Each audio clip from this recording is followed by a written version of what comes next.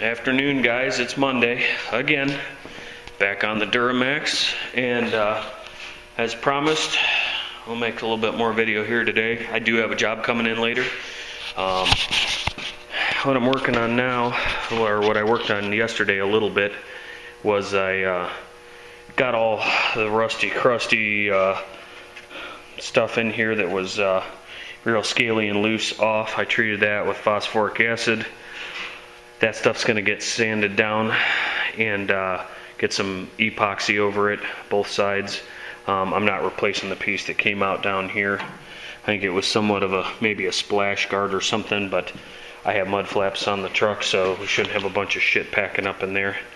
The other thing is where those struts go right there, I had to re-weld those in. They were all cracked up, and you can see that's all done, both sides. I'm trying to get the tar and garbage off of this before I start sanding it. And I also picked up some 320 discs, a box of 100 right there for the DA, so I could DA it down with the Dynabraid finishing sander. I started doing a little bit and getting the rest of my stuff feathered in up there.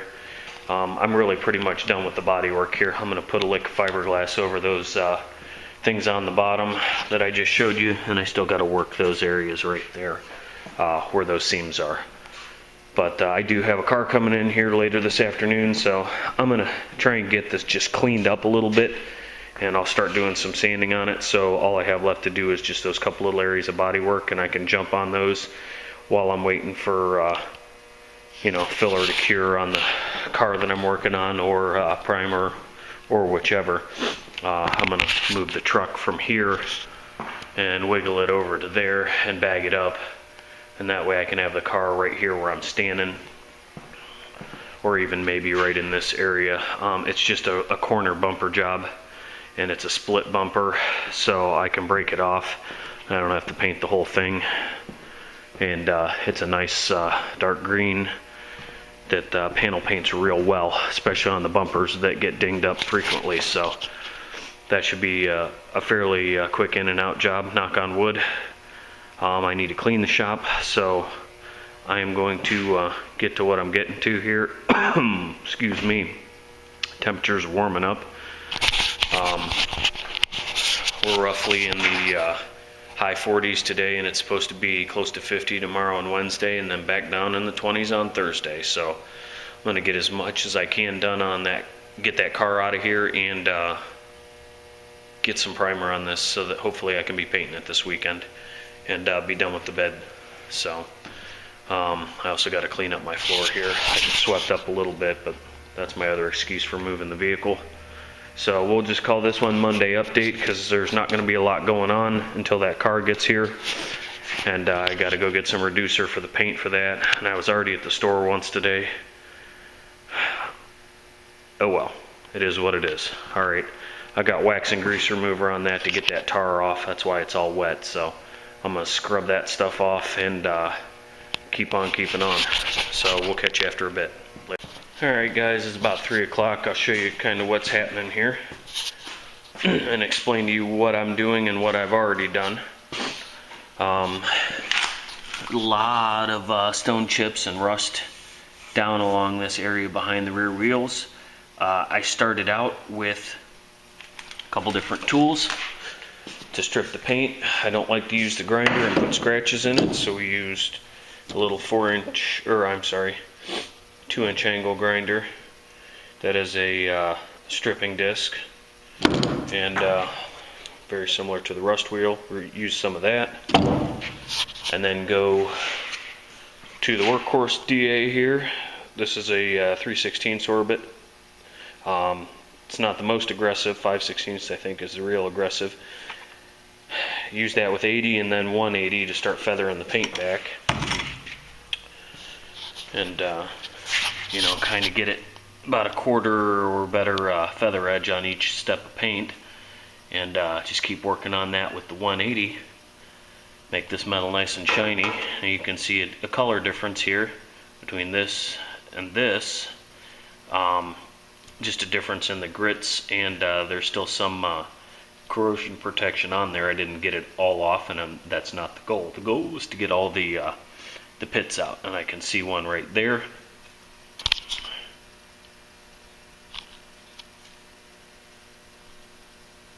Right above my finger is a dark spot. Maybe another one easier to see. You know, after you get it ground away, there's a dark black spot. That all needs to get taken off, and I see one up here too.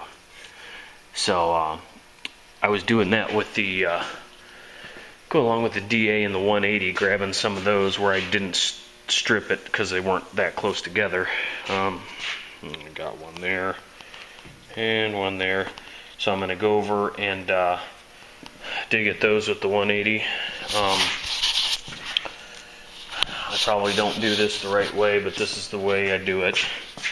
Let me find a good one to show you. Okay, so we got this one right here, and I'll turn the DA up. I won't run it completely flat, and as soon as I get that broken through and get that black spot of rust out of there, then I'll try and flatten it out and feather it out, and I'll finally finish up once I've gotten all those.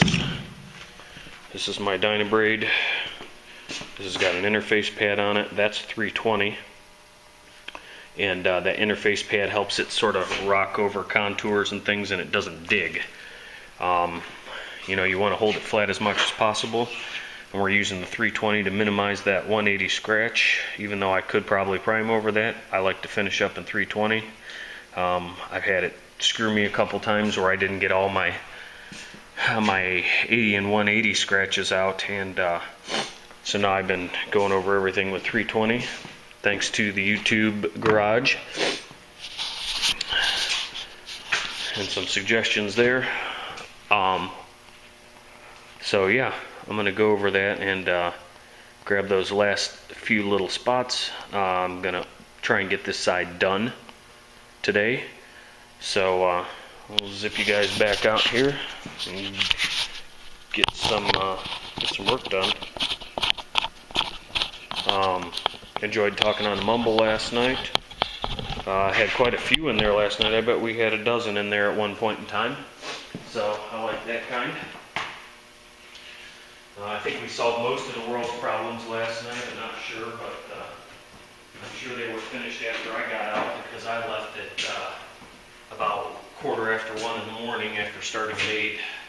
So that's any indication of what a good time it is. You know, you get a good group of guys in there talking, and it's kind of hard to leave. And a lot of us sit around a lot of the time and just listen. You know, you can always learn something by listening. So I'm going to start finding these little spots and get them taken care of.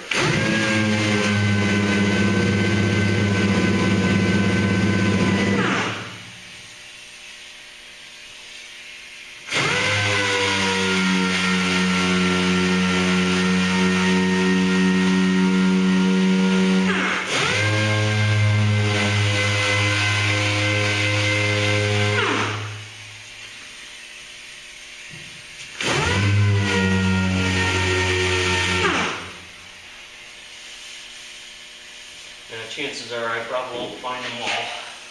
I'm going to get as many as I can.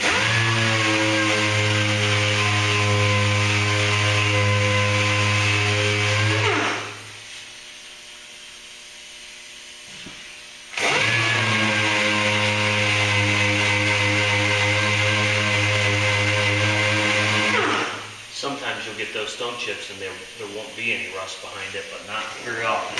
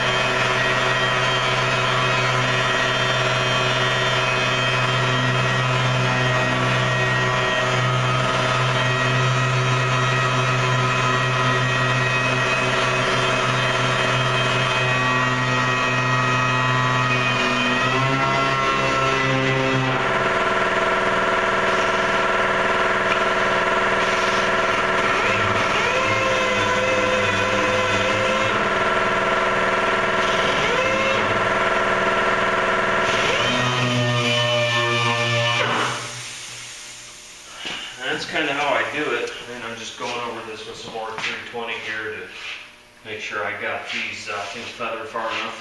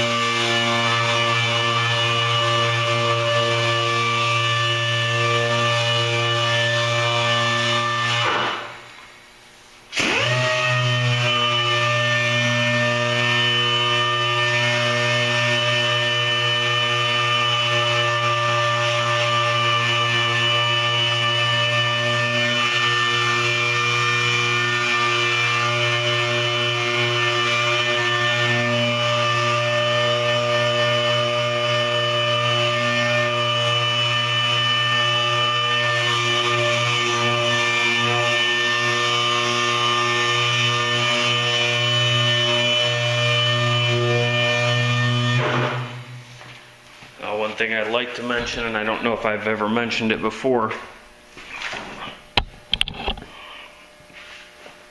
and you've gotten done with your mud work and everything feels nice, if you take your DA around the edge with that 320, like I've got some scratches here, we're going to make those scratches pretty much all but disappear and stay out of the mud work. Mud work's done now, but we don't want to ride on this edge because that putty is making that transition. So we don't want to grind it completely down. We might ride it a little bit.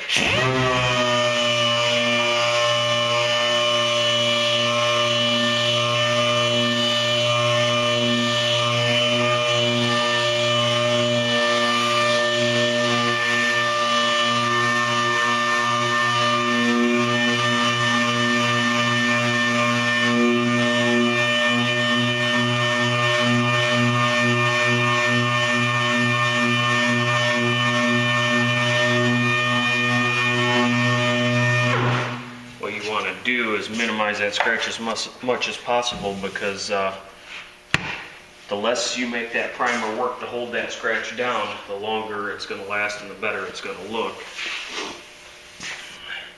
But that's kind of the long and short of what I'm trying to work on here. I could let you sit here and watch me all day, but I can't talk because it's making too much noise.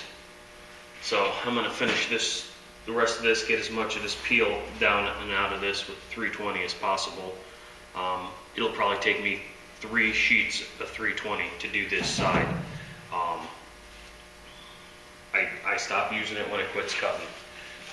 You can wipe it off as much as you want. You can tap it off. You don't want to pound on the end of your sander because that's hard on it. But that's kind of where I'm at. I'll keep working on that, and then I'm going to finish that up and get cleaned up in here. And then we'll start on this side. I have taken some 320 over this. And got some of that knocked down and got it feathered out. Pretty decent amount of space. This stuff, it still feels real nice. The transitions are good. I'm happy with it. Let's see what it looks like under primer, but I did throw some rattle can on it the other day. I think I showed you. And that was before my final glaze. And then I glazed it again and blocked it out one last time, just to make sure. And one of the guys made a comment, you know, 4 wipes on that seems like a lot, but he's one of those guys who's actually done this before, and you just don't realize how much it takes, you know, putting it on, taking it off, trying to get this where it's supposed to be. That's just a lot of real estate, you know. We're talking 3.5, 4 feet. You know, that's only 6.5 foot bed, so that's a long distance to get straight. And I swept up twice in here, and there's still crap all over the tires and the wheels. So that's, you know, it's all part of the game. So, all right, guys.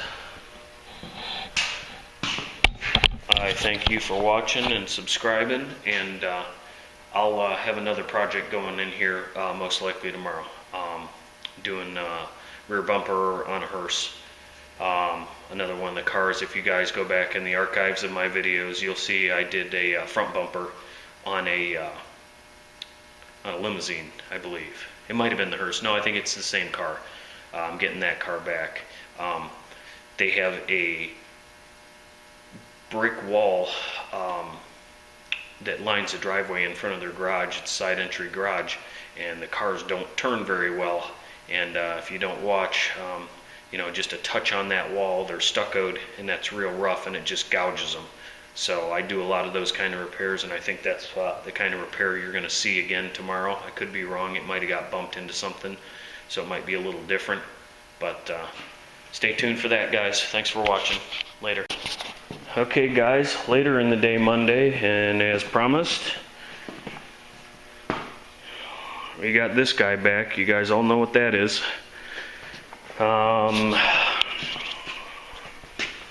Back of the rear bumper here, got a chunk of fiberglass knocked out of it, so we're gonna have to grind that and feather it in and fill it with some long strand fiberglass, and then some polyester putty, and get that feathered out and recontoured.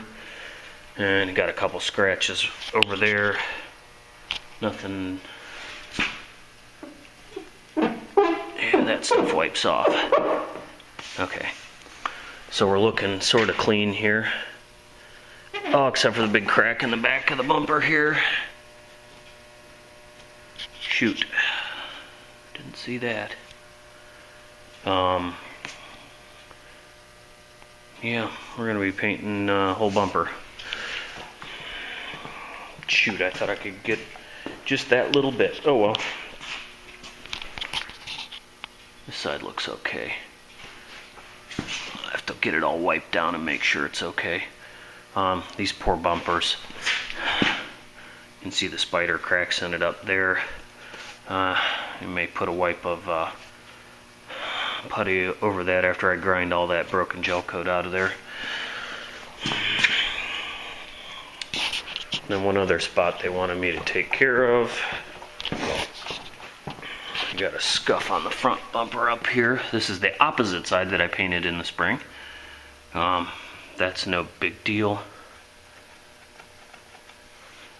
I think that might just be paint off of something that brushed up against it. That may come off. So, yeah, that's what we got going on now.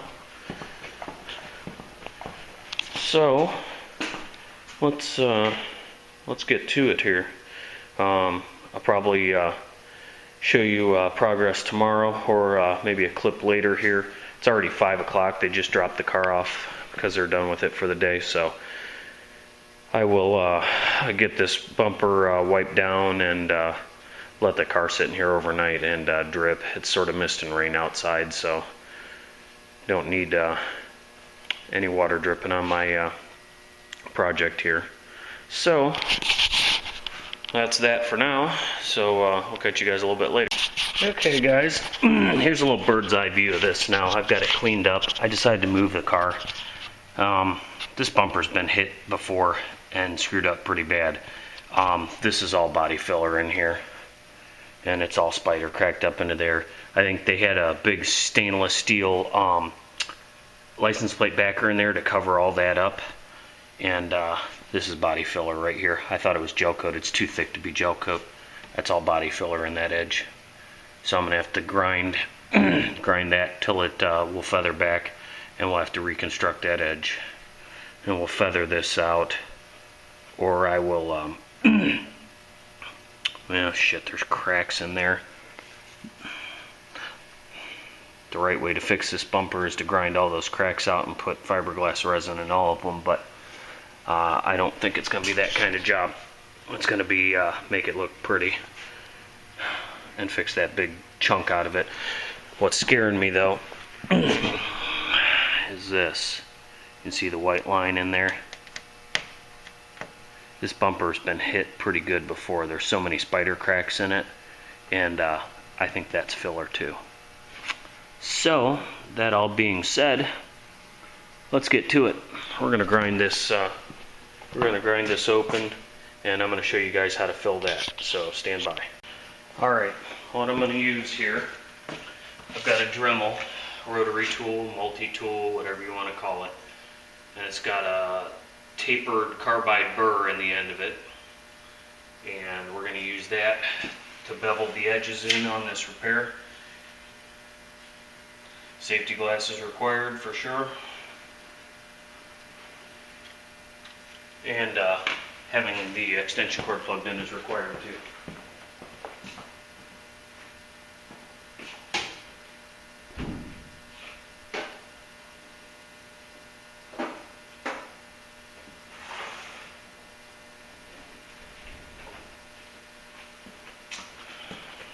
Alright, take two.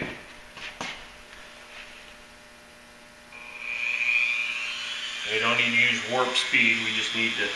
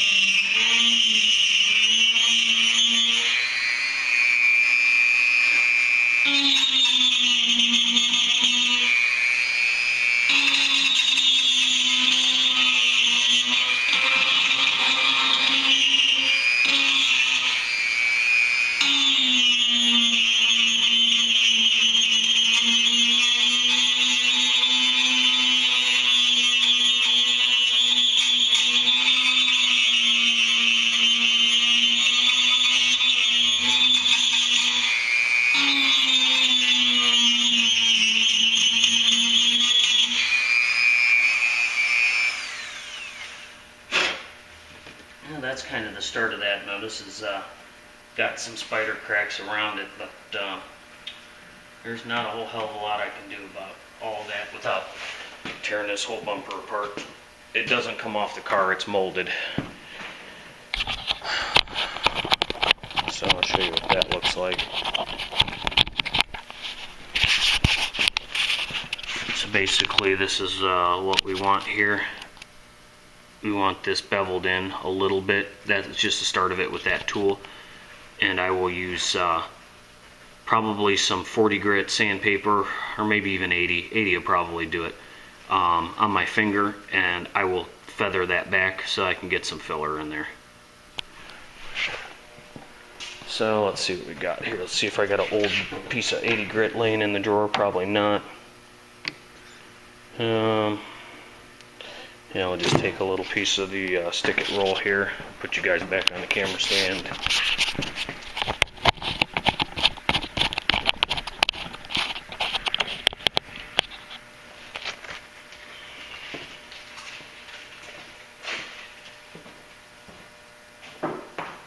These are probably my least favorite type of repair. Don't mind them so bad on a boat, but on a car, when you have to paint over it, the paint is much less forgiving than gel coat.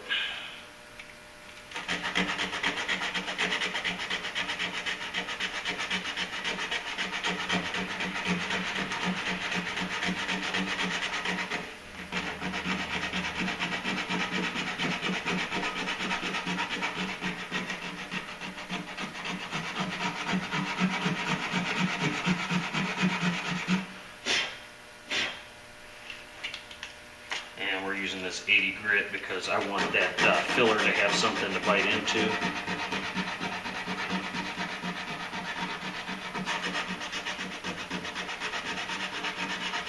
And we're going to try and keep this repair as small as possible.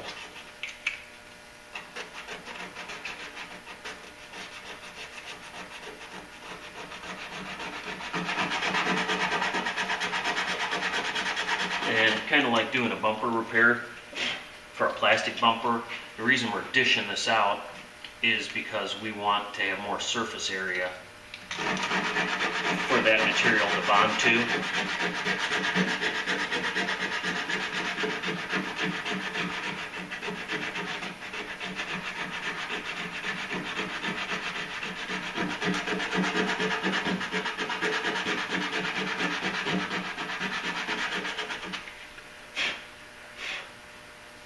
Boy, those are some crappy fiberglass bumpers, that's all I gotta say. Whatever the company is that makes this kit for the conversion, I'm not impressed. There's a ton of air voids in that gel coat and in that fiberglass lip.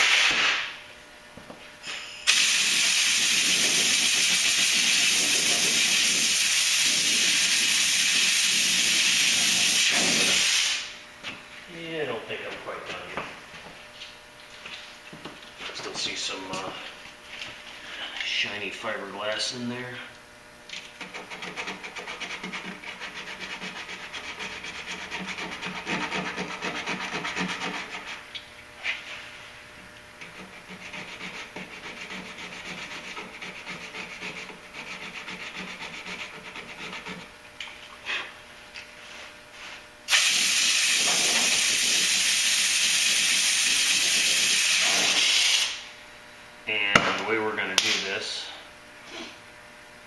I'm going to tape a piece of a paint stick over this side, and I'm going to smush the fiberglass down in through the top so that we have kind of a little wall there for it to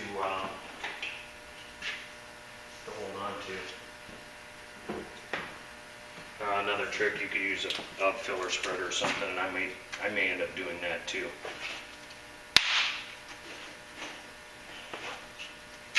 But we'll see if this works first.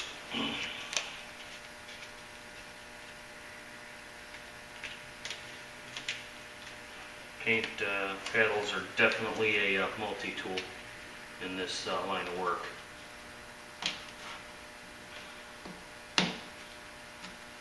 So we're going to use that tape. The tape's not going to hold it perfect, but I can hold my hand against it when I go to spread. So we're just going to keep the camera rolling. Take you guys in here, we'll mix up some filler. So this will be part one on the doomed Cadillac Hearse, the one that just doesn't want to stay out of my shop. I think you guys can sort of see. We're going to use this product here. This is U-Pole Fibrol Light. It's a mix of long and short strand fiberglass.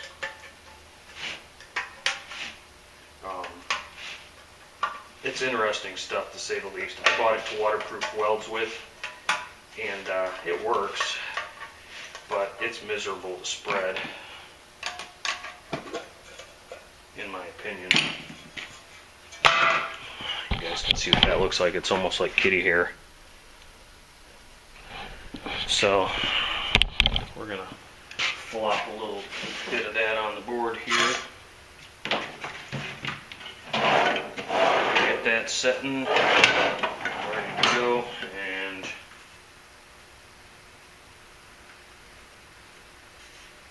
it mixes really weird. That's way more than I need, but it's hard to take just a little out of the package.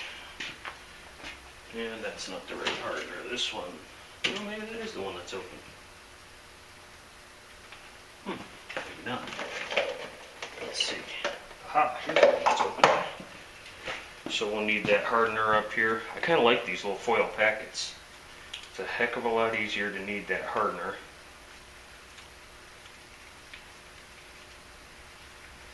Let's see what this looks like. This one's been open since last year. See if the judges like it. Survey says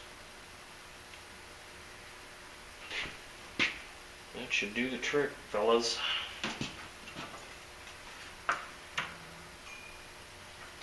So I'll give this a little something stir here. Stuff is a pain in the ass to mix up. I haven't found any foolproof way to do it. It likes to just stay on the spreader. It doesn't like to mix because of the medium strands of fiberglass in it. that in the trash. Set the spreader here. All right.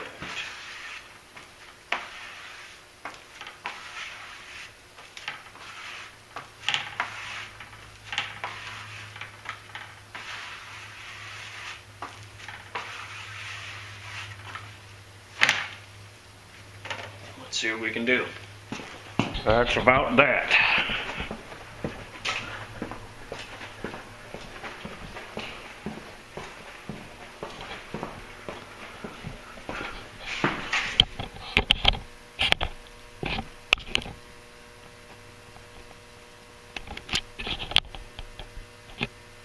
I suppose you could use short strand for this, but I'm actually trying to get rid of this stuff because this is a good usage for it.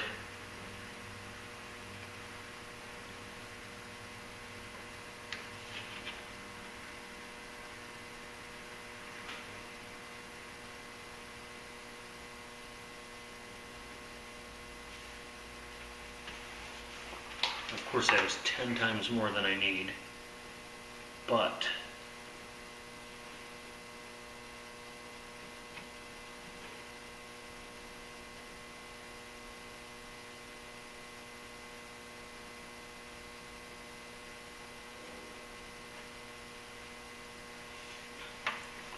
let's see what happens when I try and pull my paddle away. I may have to leave it in place.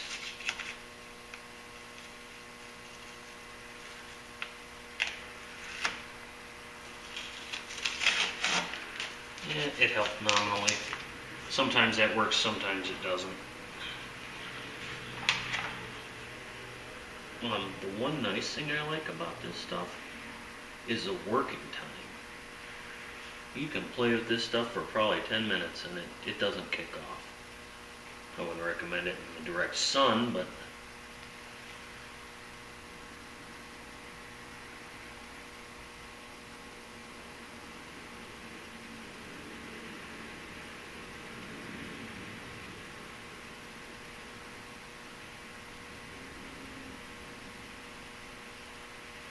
alright, that should be good and strong, and of course, look how much I wasted.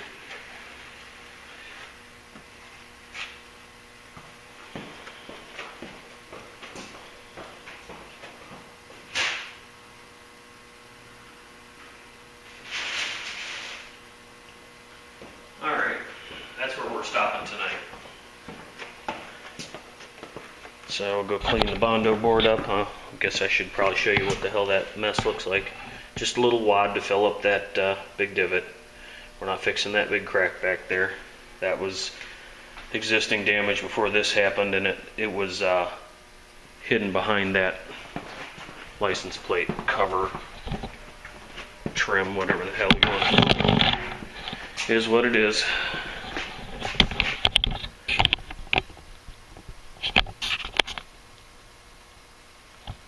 So you guys see how long that took. I mean, we're not even at 15 minutes here, and we're pretty much wrapped up on that part of it at least.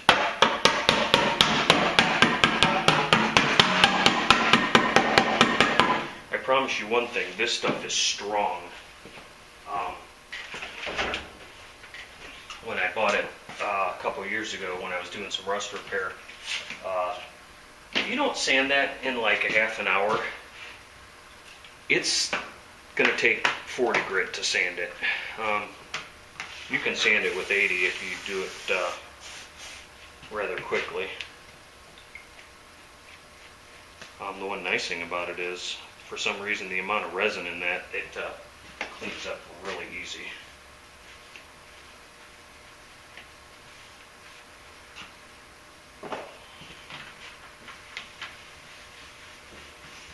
And I just use my gun wash to clean the Bondo board here.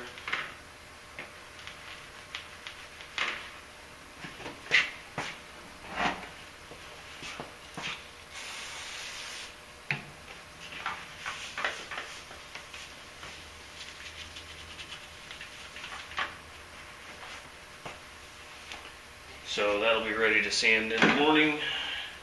That's it, guys. Have a good night. This is all going to be piled in with the Duramax stuff from earlier today.